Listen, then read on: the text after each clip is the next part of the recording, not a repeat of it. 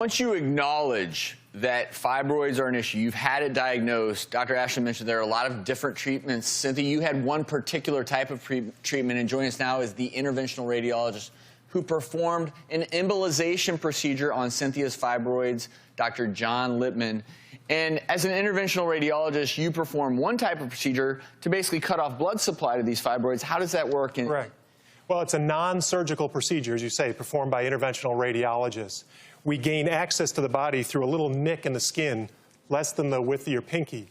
And we negotiate a catheter over a guide wire under X-ray guidance. There's a uterine artery on each side that supplies the uterus with blood supply. And that uterine artery branches like branches of a tree. And it keeps branching, getting smaller and smaller till you get out to the leaves. Well, the fibroids are the leaves. And I can flow direct tiny particles to cut the blood supply off to every fibroid in the uterus. So a woman can come in, but it's a 45-minute procedure. Patients go home the same day with a Band-Aid. And so the fibroids without a blood supply will soften and shrink, and as they do, a woman's symptoms disappear. And importantly, she gets to keep her uterus, which is huge. Right. Well, my question to you is this, though. That's important, very important, absolutely, compared to the old days when they just took the uterus out.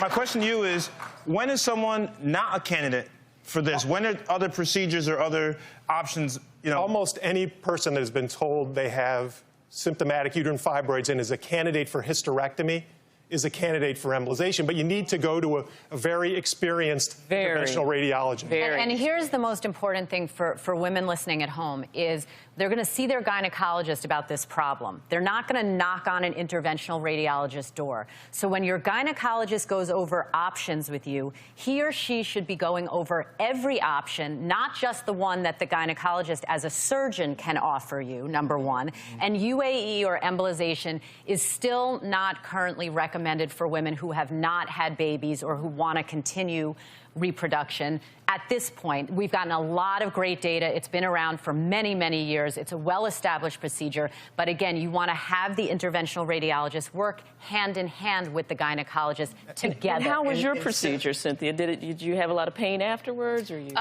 It was definitely bearable. I was like up and ready to go back to work. How long did it take for it to shrink?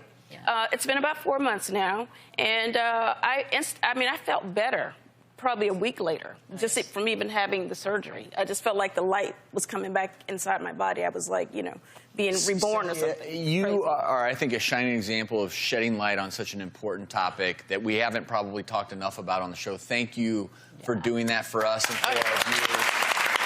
You look fabulous. You can catch Cynthia on The Real Housewives of Atlanta Sundays at 8/7 Central on Bravo. Dr. Lippman, thank you as well for joining us today.